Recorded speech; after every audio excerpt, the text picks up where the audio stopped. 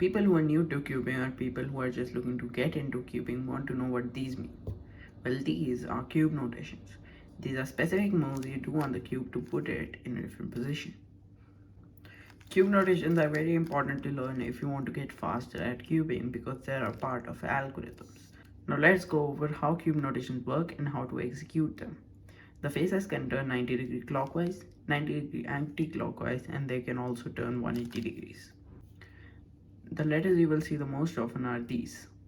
R is the right layer, L is the left layer, U is the top layer, D is the bottom layer, F is the front layer, and B is the back layer. To turn a layer clockwise, it is denoted by a single letter. So this is R and this is L.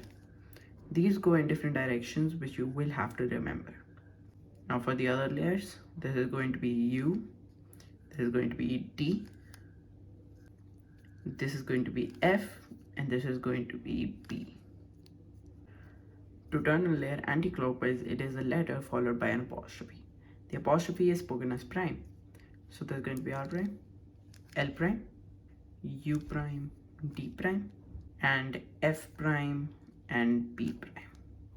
To turn a layer 180 degrees, there is the letter followed by the number 2. So R2, L2, U2, D2, and F2 and B2. There are also slice layers like M, S, or E.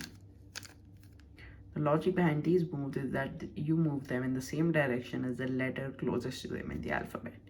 So M is closer to L than it is to R, so it follows L. So M will be like this, and M prime will be like this. This logic also works for the other slice layers. In some algorithms, there are going to be letters followed by a small w, or it will be the letter written in lowercase. This refers to two layers moving at once, like R wide, U wide. There is of course also R wide prime and U wide prime. Some algorithms also have rotations like X, Y, and Z. These follow the same logic as the slice layers, where they follow the letter that is closest to them in the alphabet. So X will follow R, so X will be like this. Y will follow U, so Y will be like this. And Z will follow F, so Z will be like this. These notations are the same for 2x2 excluding the slice moves. For 4x4, the small letters are not wide moves but represent one of the slice moves. So small r will be like this and small r prime will be like this. For 4x4 and up, r wide means moving two layers at once. There can also be something like this, 3r wide, which means moving 3 layers from the right clockwise. And of course there is anti-clockwise and 180 degrees turns. To scramble n by n puzzles like 2x2, 3x3, 4x4, etc., you should hold the cube so that the green is facing you and the white is at the top. Now you should get a basic idea about how cube notations work and how to perform them in scrambles and algorithms.